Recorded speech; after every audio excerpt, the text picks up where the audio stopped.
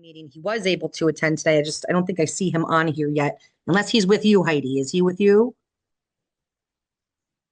No, he's not with me. So, and I'm upstairs. He's downstairs. I mean, if he's here. So I'm sure he'll be on shortly, but he's not with me.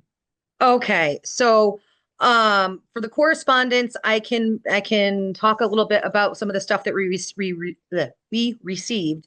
However, I'm not sure if when Bob does his superintendent report, if this is going to all be kind of included on it.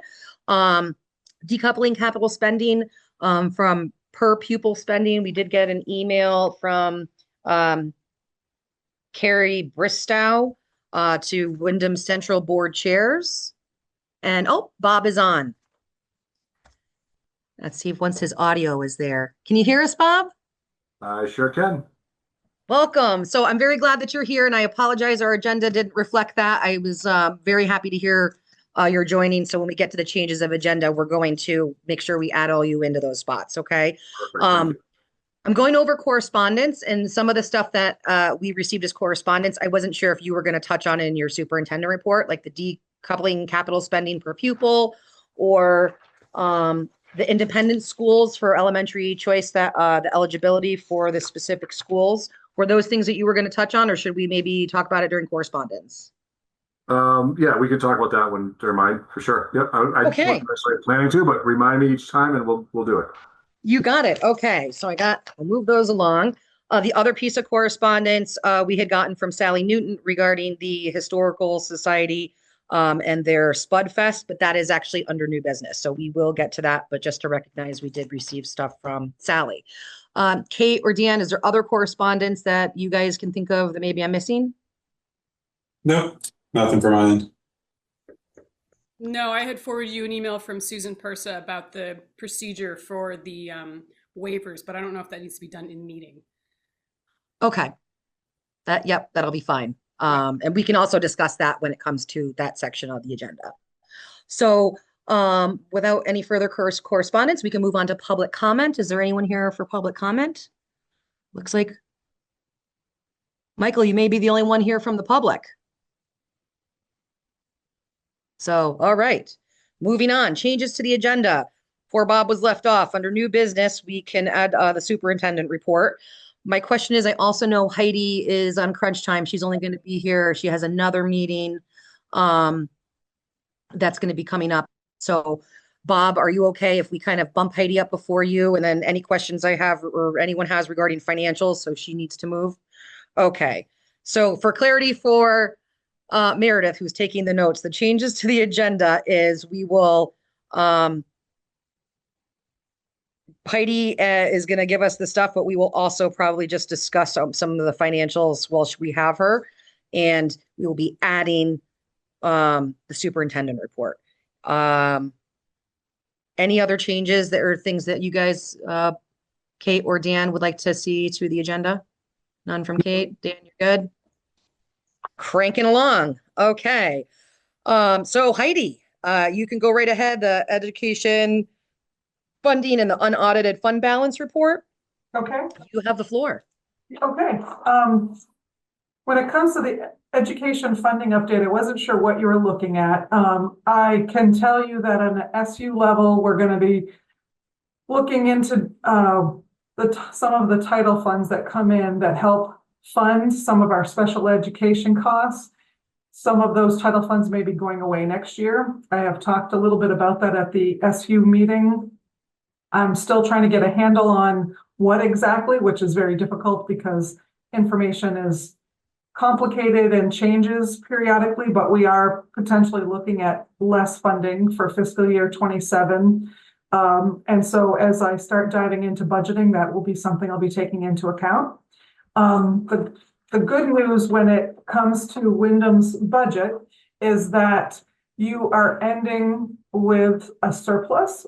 This is unaudited, of course. Auditors come in October and start working on our books, but the fund balances that I'm showing show that you have a surplus of $67,696 now, and then that's in your general fund. And of course, your capital reserve fund, I think we moved it, your vote moved it into operational reserves at your board, at the school meeting, the annual school meeting, that has a balance of $105,806.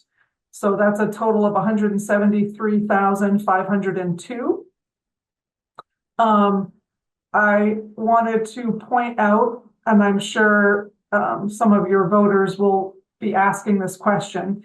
There was an error that was made on our part when we gave the ed spending number to the state last year. So $54,768 was collected more than what should have been collected for a tax payment. So the 67,000 that you are ending with a surplus takes that into account. So under what your budget should have been would have left you with just under 13,000 as a surplus from your budget last year. So I just want to point that out, that 54,000 is going straight into reducing how much the tax payments are for fiscal year 26, our current fiscal year. So that wasn't any kind of a balance that would roll over. Your $12,928 would essentially be the surplus that would be applied to your operational reserves, if that's what you voted on. And I can't recall your warning, but if you had a vote to move that into capital or to your operational reserve, which I think we talked about. Yeah, that's correct. Yes, okay, thanks, Dan.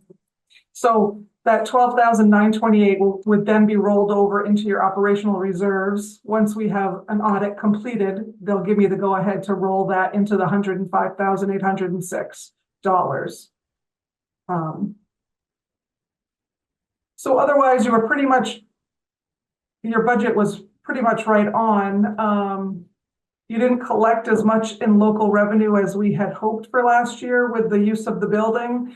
So, but because you had some overages, some excess, you were able to cover that. Going into your fiscal year 26, we did have a deficit in your general fund of 23,389. So you have made up that deficit to end with a surplus of almost 13,000. We were a little over in expenses on bus repairs and insurance by 7,000. You were over budget on legal fees by 4,000, but we underspent in tuition costs from what was anticipated by 56,000. So that's really where you made up a big difference of your fiscal year 25 budget. You did receive more from the state for transportation subgrant, 3,000 more than anticipated. So that was a win as well. So that's kind of it in a nutshell when it comes to your budget. And I'd love any questions if anybody has any questions. And this is all tabulated somewhere? Yes, I thought I sent it to you on the email. Abby, did I send that to your email? Not sure. Was it when you had said that you were going to be having a meeting? Did I respond and add that to your email? Let me see. Not sure if there was an attachment. Yeah. But I just know I'm looking right now, fund balance report. Yes, there is an attachment and it was sent. So that was on September 9th. And so all of that is kind of outlined in the whole thing, but if you need something different after you all look at that, let me know. I'm happy to give you something more or itemize something else if you want something different. Cool. Okay. Thank you. I have seen Michael Pelton's hand raised. Go ahead, Michael. I was just wondering if Heidi could tell us how the effect on the current budget will be roughly in rough numbers. We have a new purchase of a school bus, and also I believe that there are unanticipated there's unanticipated spending on the school building because the school building hasn't transferred yet, and I was wondering how that looks so far.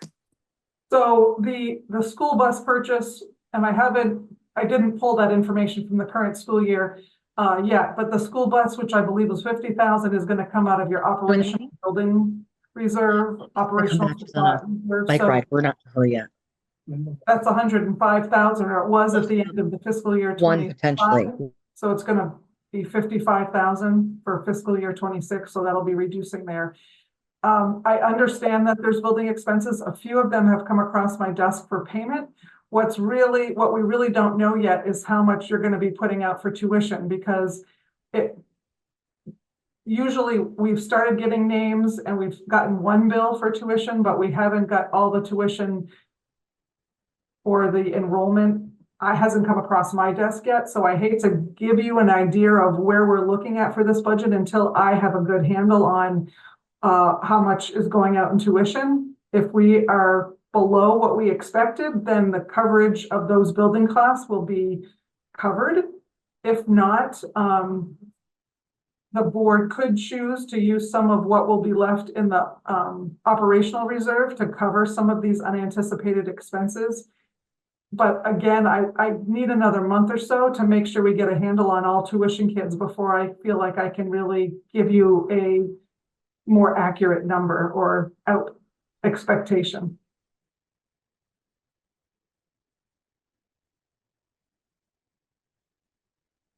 Thank you very much, Heidi. Sorry for the interruption. There's the Historical Society is meeting as well here today. And they want to make sure that they're jumping in for the right time. I also wanted to clarify, I see, of course, Kathy Scott on here. I'm not sure if it's actually Kathy Scott, if it's Cord, or if it's potentially Kathy Fales. And you're muted.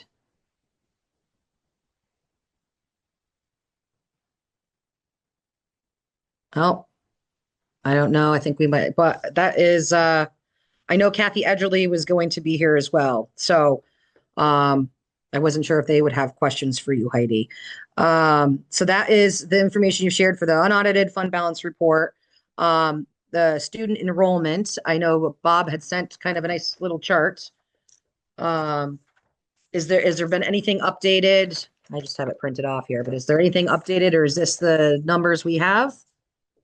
So we have this set up in a live document from IT. So I'm looking at the live version right now. And is it 27 number of students total that you're seeing through grade 6? What was that? Is the total number of students 27 for pre-K? No, total number of students is 24. Okay, so they must have added the 3 pre-K students then to this, because now I have it at 27.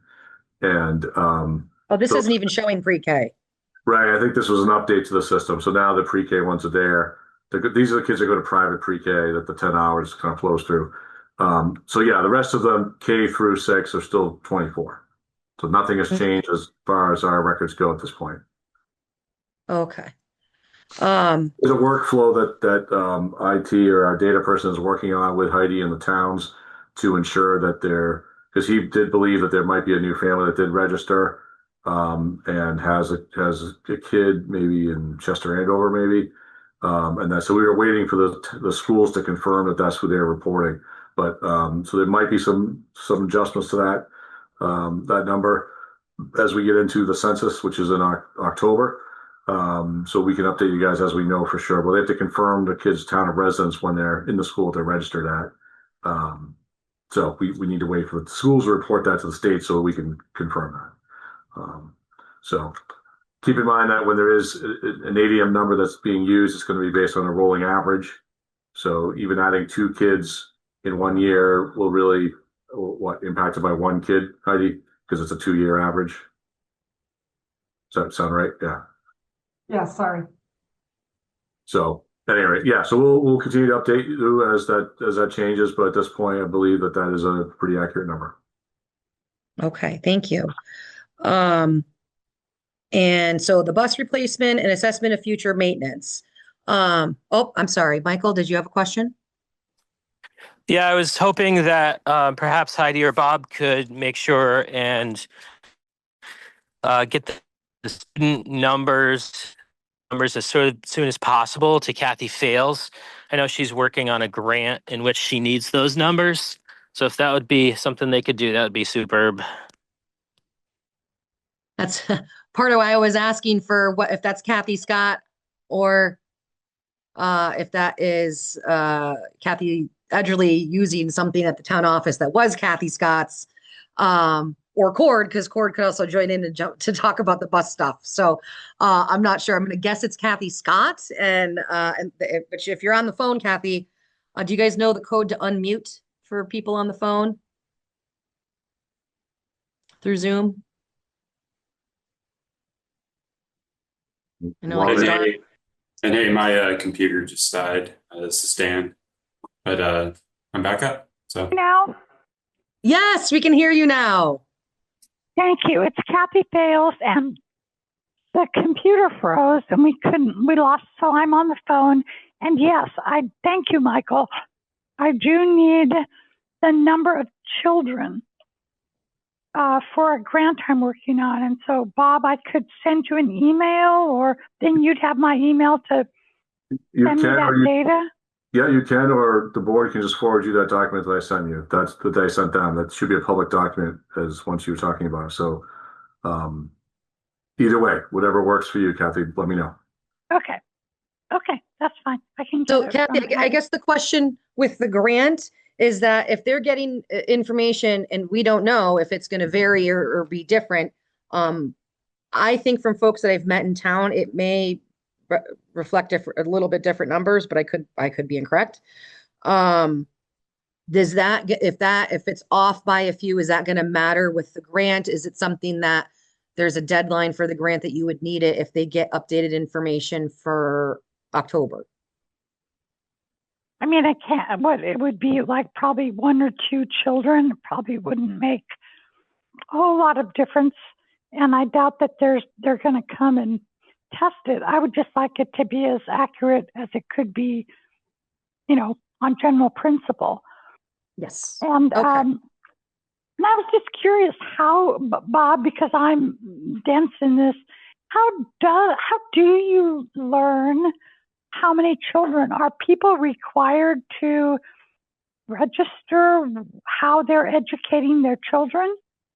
Yeah. So, and again, keep in mind we're talking K6 only, right? At this case, I can get you if you need numbers for all Windham students, I can get you that as well. But what I'm talking about right now is just the K-6 population. But yes, Okay.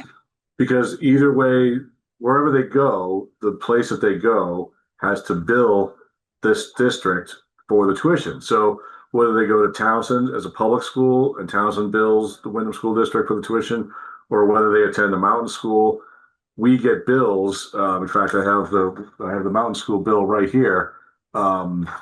For the students who reside in Windham, that we confirm that those are legit students who legit live in Windham, and then through this tracking that we do, and then we pay that bill on your behalf, and then you guys authorize it through the pay orders.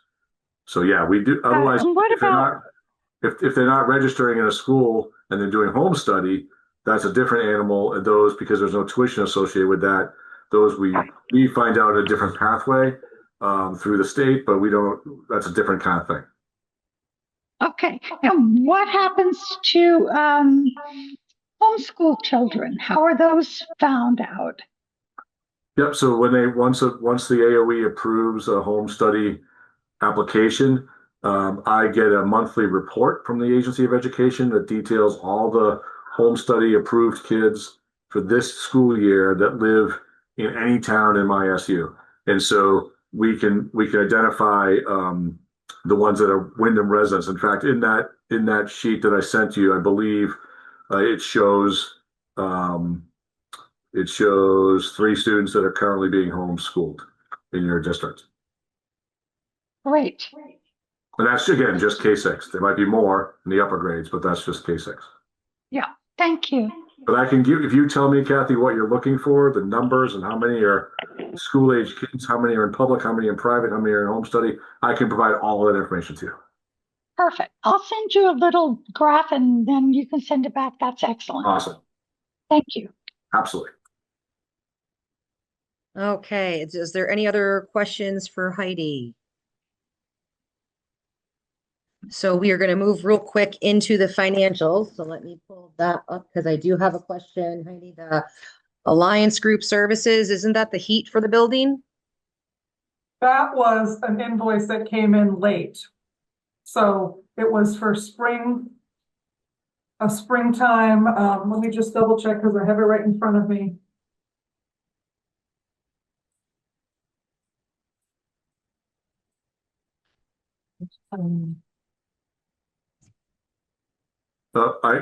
Greg is present with me as well. He's telling me that it's the, well, I'll let him say it. Yeah, it was the controls agreement, and usually with most places, we do it in the fall and the spring, and they bill in the fall, and then the spring one is not like billed. And for whatever reason, last year they didn't bill yours in the fall; they billed it in the spring, and so I just disregarded it. Like, no, because there were two others that came in with bills, and I went back to them and said, "Hey, we shouldn't be paying this," and they said, "Oh, you're right, you shouldn't." But for whatever, we look back on this one, they said, "No, you never paid we never billed it in the fall." So it came in late. We did owe it. So that was what that was. Okay, thanks, Greg. Okay, so this is something that once we pay this is not a bill we will be seeing going forward because the town has taken over those services, correct? Correct. Perfect. 100%. Okay, and then everything else looks fine by me. Does anyone else on the board have any questions for Heidi regarding the pay orders? Nope. So we'll continue and approve all that when we get to old business, but I just wanted to I know Heidi's on crunch time. So Okay. anything This else? is a great opportunity for me to mention Rick Wetzel is doing like the grounds work. And so we had told him in an email or a letter that we weren't going to have him do it anymore, but he clearly has done it through the summer. So I'm sending him another letter, but I wondered if someone else had made some arrangements with Rick to do anything, because it's unclear to me why he didn't stop. You know what, Heidi, can you hear me? Yes, I can, Kathy. Okay, so nobody knows about how, nobody I know made an arrangement with him, but I've already paid for two of his bills. So I'm sure he thinks paying the bill is a sign of approval, and it's fine because he does the town office and the school. And so, as I said, I've already paid him two bills. So he's been sending us the bill to the town and I've been paying it. So, because I have three bills that are going through this, that the board is approving to pay. There's 77, 87, and 95 for 350, 350, and 175. So if he's billed both of us, the school shouldn't pay. So that's what I'm confused about then. Yeah. I don't have the numbers of his bills right in front of me, but I can check with you this afternoon or whatever, and we can figure that out. Because it says clearly on the bill, the school mowing. Interesting. That's really interesting. Okay, well, I'm not going to send anything out to him until after we've talked, Kathy. I mean, Abby, if you want to approve it, knowing that I'm going to double check with Kathy, and if it turns out there's some double payments, then I'm going to remove them from being paid, void them out, and change your pay order.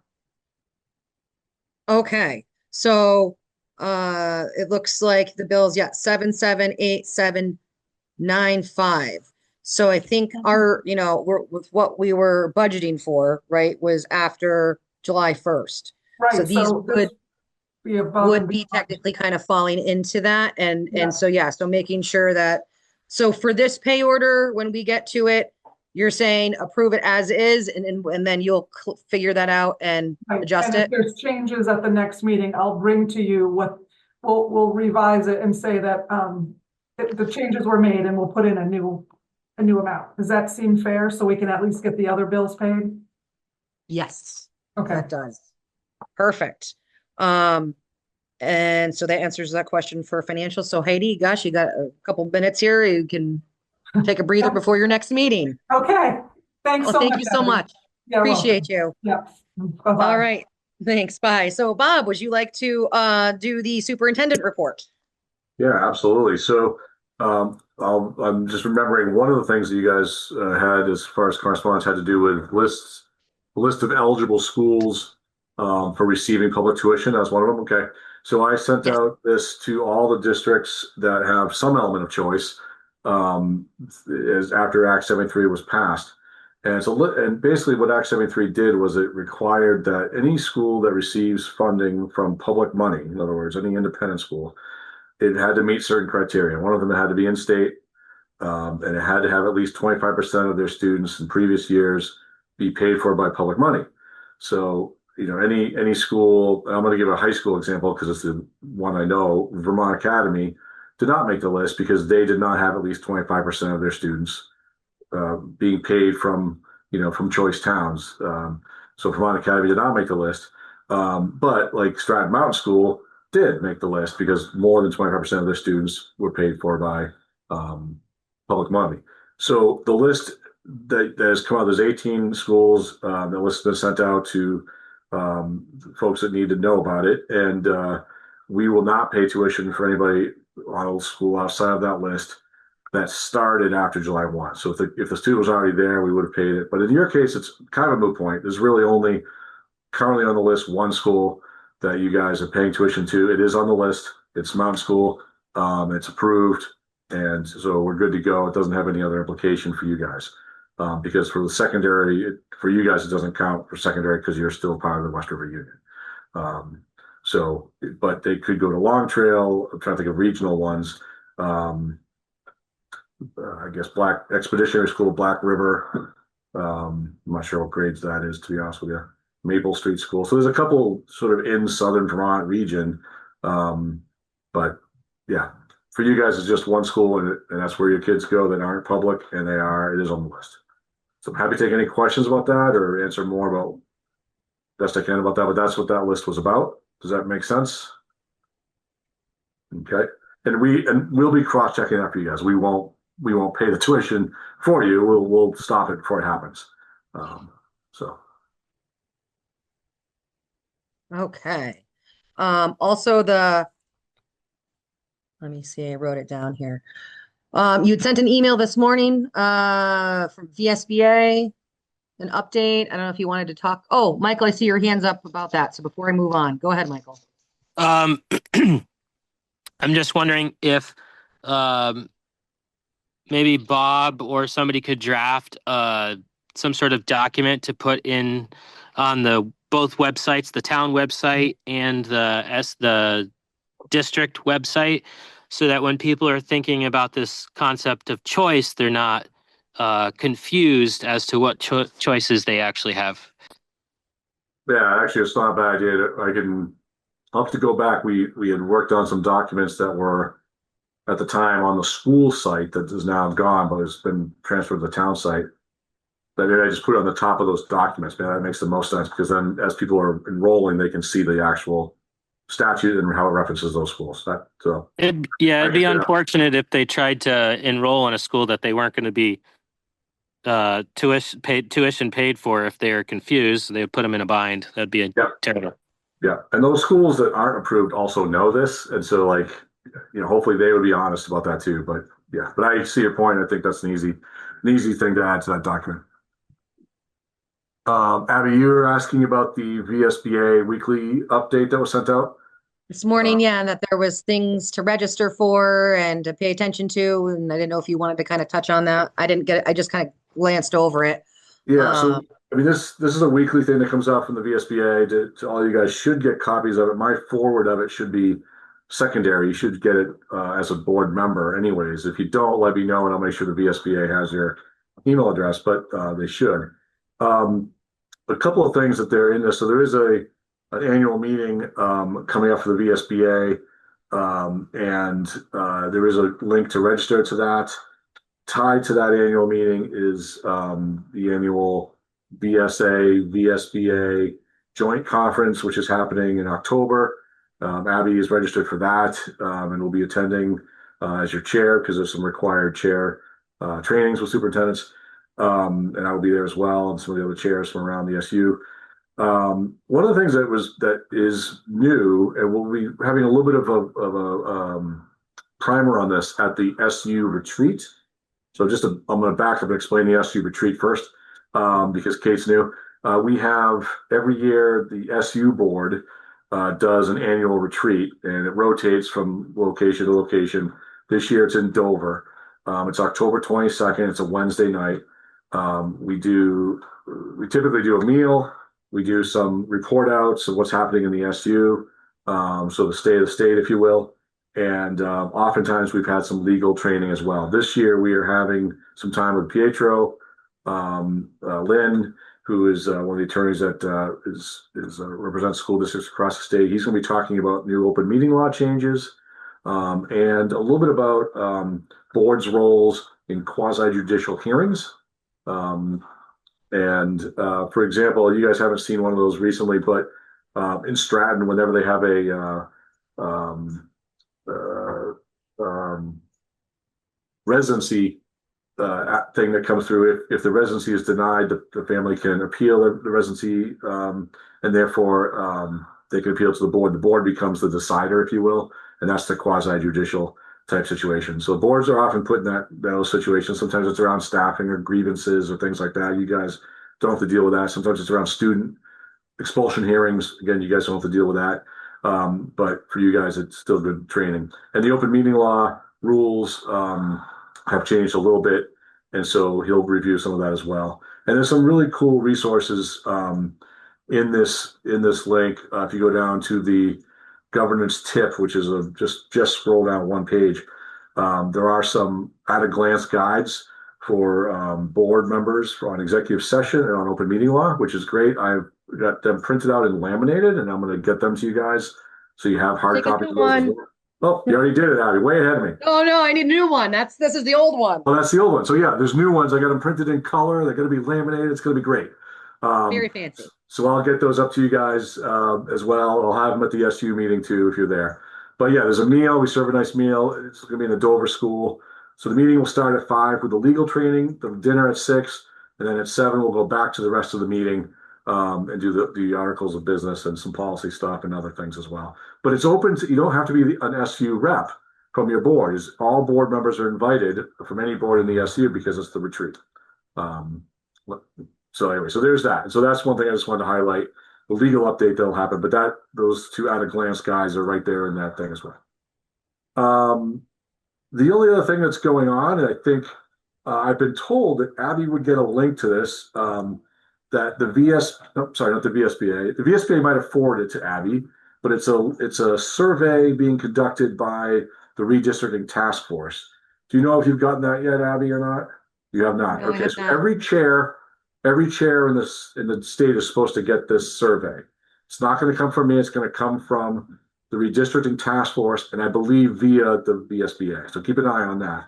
And there's going to be a series of questions they're going to ask you about structure and governance around SUs versus SDs, and just about how things function from your standpoint as a district chair in our existing structure. So it's the same questions for every chair across the state.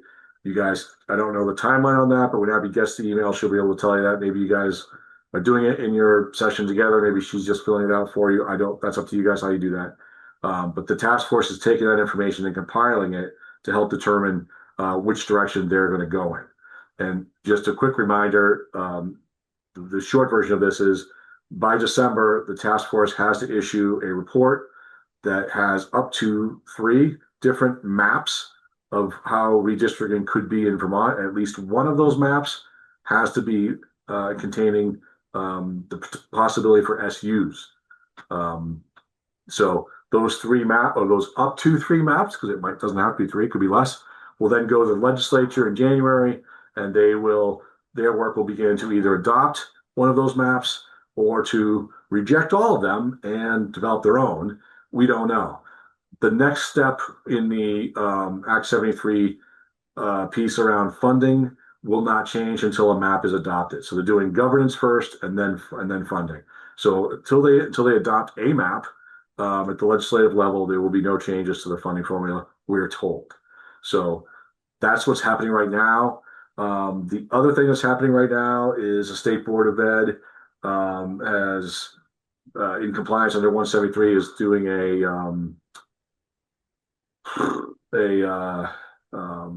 facilities construction aid committee that's meeting about whether or not there might be some construction aid, if there's mergers, how that could look, and so on and so forth. There's no money allocated by the legislature yet for that, but there's a committee. And Is then, that what that email was for the decoupling? Not too many pages here. Or who is maybe I'm that from, saying Abby? Carrie Bristow. Could be. I'm not sure who A that is, request but for a special session legislation to decouple capital debt from the education spending form. yeah, so that's a separate thing. But yeah, that's also part of the conversation right now too, because right now if you had a bond in your debt as part of your calculation, that bond, the amount of that bond payment had to be calculated as within the threshold.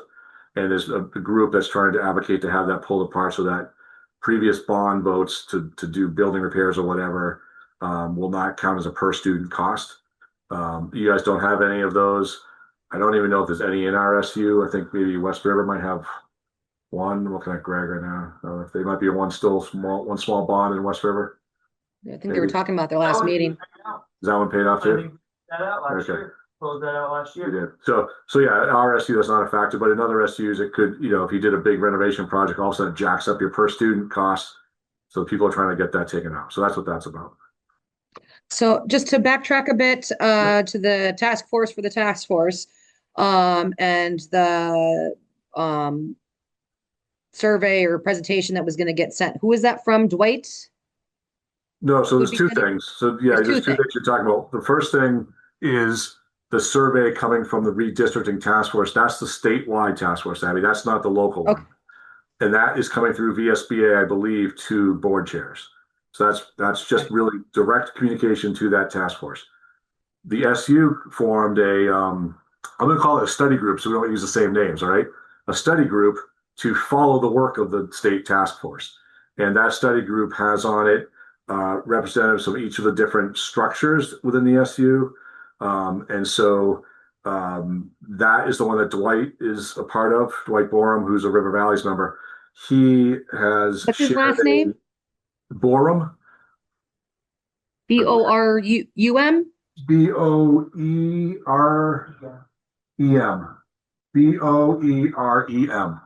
Okay, I will send him an email because I have not gotten anything. So I didn't know Yeah, he who was it going to was. send you the slideshow that he did to try to explain how River Valleys is impacted by Act 73.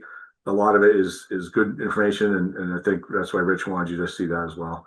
But yeah, that's Dwight. That's the local study group, I'm going to call it.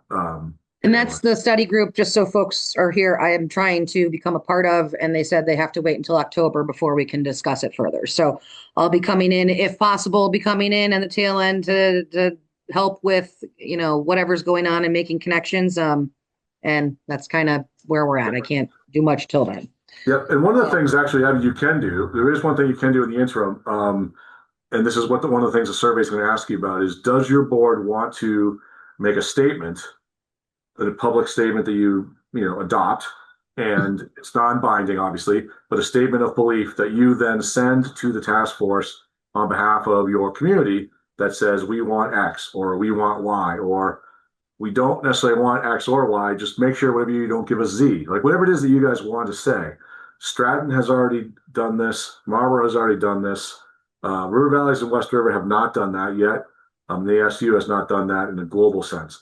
But there are boards that have done that. And Dan MacArthur, who's the Marlboro chair, is also a steering board member of the Rural Schools Alliance. He could help you with language for that, because the Rural Schools Alliance also is supporting districts who want to do something along those lines. For example, if you said, we don't want to lose choice, we want to remain in a situation where we continue to have choice in the elementary, or we want to expand our choice in the secondary, or whatever it is that you're looking to do, you would have some statement that you would read at your board, adopt by vote, and then send to that task force.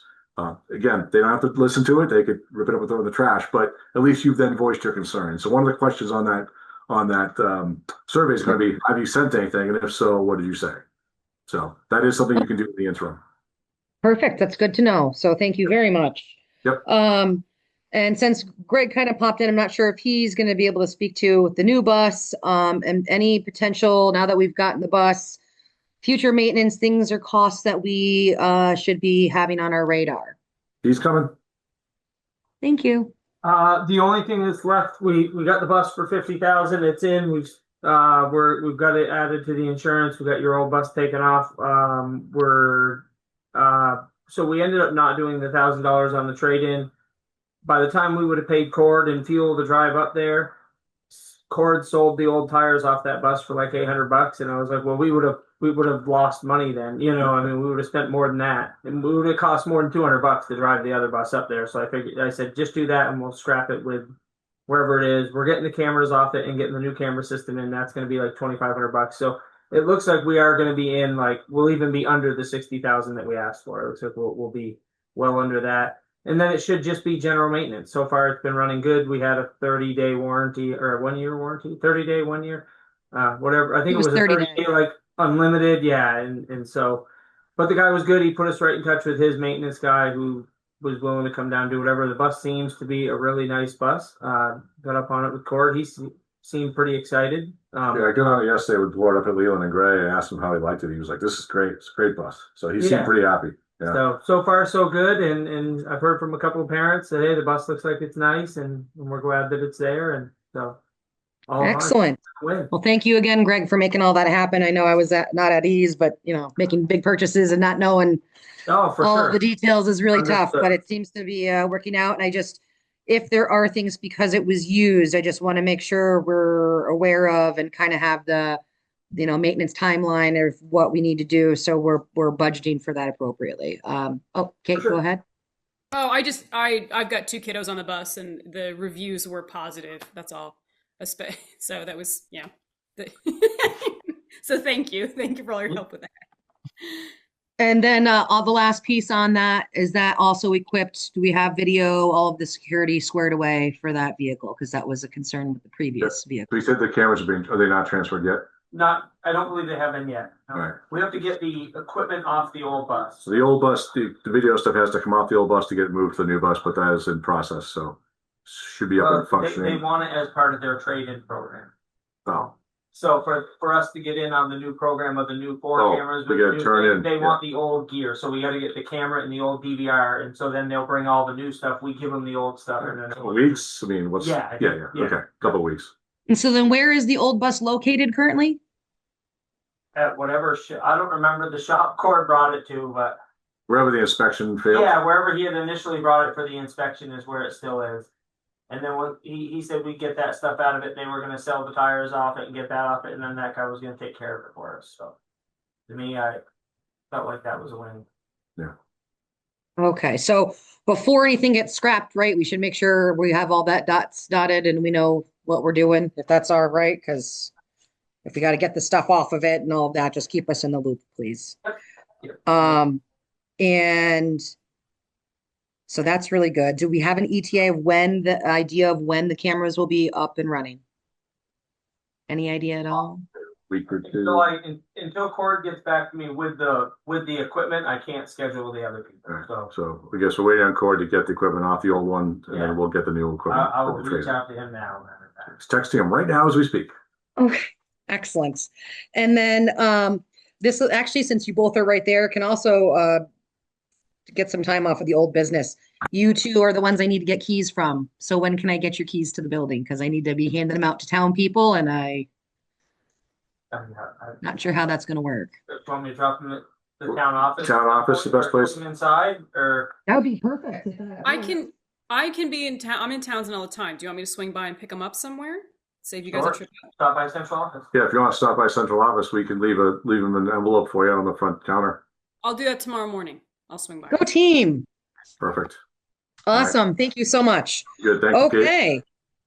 I have for Meredith Block, for her purposes, we do have some folks join us here. We have John Began, Sarah Peck, and Sally Newton. And the next spot on our agenda, if we are all set with anything bus related, is there any? Yes, Meredith? Repeat those names quickly. Sarah Peck, Sally Newton. They do good? Good. Whew.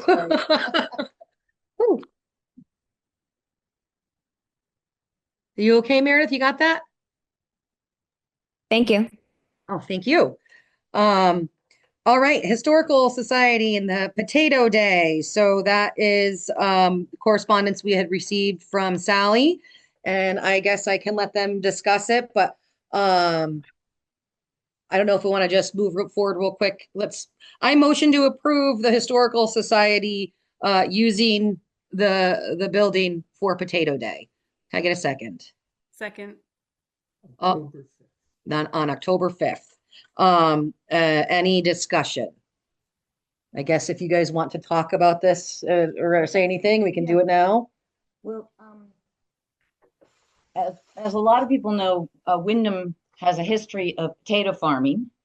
And we also, in the past at the school, have done some projects involving growing potatoes. And one year we went to the LeMay farm and planted potatoes there and had a big harvest festival afterwards. And more recently, we grew potatoes in the raised beds here at the school.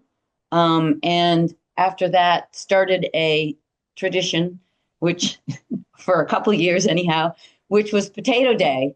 And it was a chance, we dug the potatoes and we had a fire pit. We parboiled the potatoes and we cooked them over the fire. We had other things to cook and we had games and we had games and potato related games for the kids and music.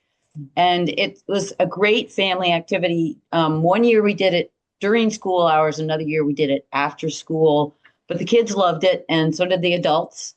And the Historical Society this year planted potatoes again in the raised beds, and they would like to have a potato day. They're calling it Spud Fest now.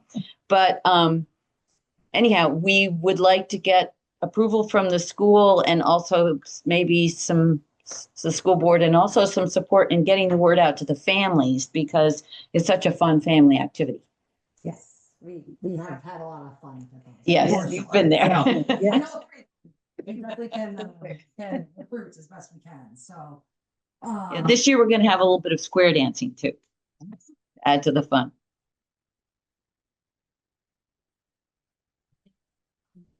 Susan, and that's not an issue. You guys have used them for a historical society, so we can set up a process for that to make sure that that's just covered, and then you don't have to worry about Insurance raining on anyone's parade. Okay. So we won't be using the building a lot. Hopefully it'll be good weather just for the dancing and bathrooms. Yep. So that will be the thing that kind of keeps everybody safe and the paperwork that we've got to do, but it's not too bad and it really won't take long. So any further discussion on the Spudfest? Hearing none, all those in favor say aye. Aye. Aye. Dan, would you? Aye, of course. Okay, it's unanimous. Thank you. Motion carries. Thank you guys, and I'm super looking forward to it. You said October 5th, Yeah. right? So Yes. 10, 3 5, o'clock. 3 o'clock. Not on a Sunday? The Sunday afternoon. Oh, yeah, that was one of the reasons. Excellent. Yeah. Thanks, Sally. Yes, thank you guys. Oh, you're welcome. Okay. Thank you. Everybody there. Yes. All invited. Yes, you got it. Thank you guys. So moving on, approve into old business, approve minutes from 8/12/25. I motion to approve those minutes. Can I get a second? Oh, there we go, Daniel. Any discussion? Meredith, you're amazing. We appreciate you so much. Thanks, that's my Meredith. discussion. So, thank you. No further discussion? All those in favor say aye. Aye. Aye. Aye. Motion carries. Okay, now to the pay orders. We have a pay order for a total of $8,370. It's pay order number 3. I move to approve pay order number 3 in the amount of $8,370.00. Can I get a second? Second. Am I reading this wrong? Hold on. Thank you for the second. I just want to make sure I'm getting the dollar amount of it. I can't bake on. That was the right amount. What's that? It was the right amount. It's the right amount. Okay. Perfect. All those in favor say aye. Aye. Aye. Okay, motion carries. We talked about the keys. Oh, I don't think we have Kathy here. Oh, we do still have Kathy. Yeah. So this was, if you have any news on the Brella or any updates regarding this building being finalized. I do. Can you hear me? Yes, we can. Oh, good.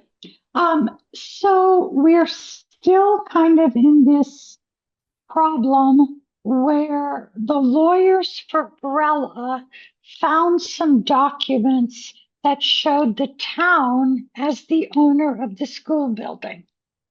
Now, my guess is what happened is that I suppose one could say the town, the people in the town are the school district, just like the people in the town are the town of or the residents. Anyway, so they started looking deeper, and we have supplied them with everything that they've asked for. And we have reiterated the town has never owned the building, has never owned that part of the property. We've copied Mark Ettinger and we've copied Bob Fisher. We've asked the Brella lawyers to please reach out to our lawyers, figuring lawyers talk better to lawyers. And our contact is leaving on her honeymoon tomorrow for 2 weeks in Argentina, of course. And so she's turned us over to her boss, who has followed the whole process. And I write them every 3 days. I copy Mark Ettinger and I copy Bob Fisher. And that's all I know. Everything It's still in the works done. and we're doing fine, I think, in the meantime. So, but I know. Yep. And I think the only thing we haven't changed is I have to get the AmeriGas, find out who owns that tank, whether the school owned the tank or whether that was a leased tank. And I don't know, Bob, if Greg is still around, whether he would know the answer to that. And then OSHA came by and we might have to do some, a fence around some stuff or some ballards in front of something. I don't know. But anyway, that's fine. That the town can take care of that. So I think everything else we're kind of, we've been paying the electric bill. There was a fan left on, stuff like that. I think we're kind of on top of things. And I'll get with Heidi on those mowing bills, which I found while we were talking. So Excellent. if anybody has any questions, just ask. Well, I think we gotta wait for Brella and get those dots dotted. So, that's the best course. So I went that way. So we'll get the dots dotted. Okay. Anyone Thanks, else have Kathy. anything for Kathy? Oh, it's my mouse had a little hand. I was like, is BCTV raising their hand? It's my mouse cursor. Oy, okay. Good thing we're cranking through here. Kate and Daniel, did you get a chance to read the revised transportation letter for the interdistrict meeting? Yes. And do you have thoughts? I'm sure it's way nicer. I put more effort into kindness. I think it looks great. Are you guys comfortable? I can add stuff so we can electronically sign it and then send it, and then I can connect with the ladies in the office. I don't know if we want to send that as snail mail as well as email, but just so that they can at least have it, because they should be talking about these things as well. And the sooner we can start having conversations about it, the better. No, I I think think, that's, oh, Bob's got go something. ahead. Go ahead, Bob. Oh, mine's off topic. It's about the tank that Greg just did some research. We can wait till you're done with this part if you want. We purchased Oh. the tank. I remember okay. as soon as she said it, I was like, oh man, I remember this debate, like based on the lease price. At what point would it make sense to own it? And I was like, well, I know there's discussion. I found it. So we purchased the tank. So we own the tank. Super. Thank you. Windham School, which now will be the town of Windham. So, Okay. we own it. Thank Thank you, you. Greg. Yep. Thank you. Perfect. Thank you. Perfect. So back to the letter. So are you guys comfortable if there's changes you want to make to it or anything? I just think the most important piece is getting the conversations going and figuring out what we're looking at. Because No, I there, mean, I think the insurance, that one of the Visbit insurance, if I'm not mistaken, was partially regarding like the stuff for the bus, right? So that's like the bill for the insurance and things for the bus. So there's like these other fees and things that, we are taking on, and maybe there's a better arrangement that could be made. So it's not going to happen unless we have a conversation. So, well, I think also I would be much more comfortable with that whole agreement being better documented, which is even if just in general, that would be cleaner. Because like you said I know it's not it's kind of a grandfathered in agreement. So, but I also, and it's kind of semantics, but I would hate for there to then be two buses. It just seems so inefficient and environmentally unsound. So I'm really hoping that we can come to a agreement on it. But no, I'm all good with the letter, and I can totally electronically sign it, and that's all good on my end. Yeah, if we can do e-sign, that'd be great. okay, I will finagle that. And okay, sorry, I wasn't sure if somebody just emailed me. Greg was emailing me something. So I was like, does this have to be for this? But it's not. Okay, so we can send that. Do I want a motion? Do you want me to motion for me to send the letter? Do we need to do that? I don't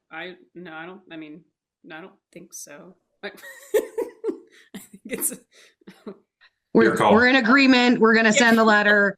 We'll send it to them, and then we'll see, go from there. Maybe by next month, we'll have some discussions. And just also wanted to take the time quickly to apologize for folks for having to reschedule this. I had my fingers crossed. The whole family got the cold that was going around. I was the only one that didn't get it. And then as soon as everyone else was on the mend, I got it. And I was definitely down and out when we were scheduled. So I appreciate folks rescheduling. I know this was not the ideal time. And just to ensure for families that may view this that couldn't attend today, our next meeting will be at October 9th at 6 p.m. Given that there isn't any craziness that happens that we don't have a quorum or some kind of stuff like that. So, okay. So we're going to send the letter. And anything else that we need to add? Is there any other questions for folks today? One thing I do want to bring up with this next meeting that is on a Thursday, that is a soccer day for me. So as prior to when I was sick, I was already going to have you guys kind of run things because it was a soccer day. So this will be the last time that this happens in the school board meetings because soccer is over in October.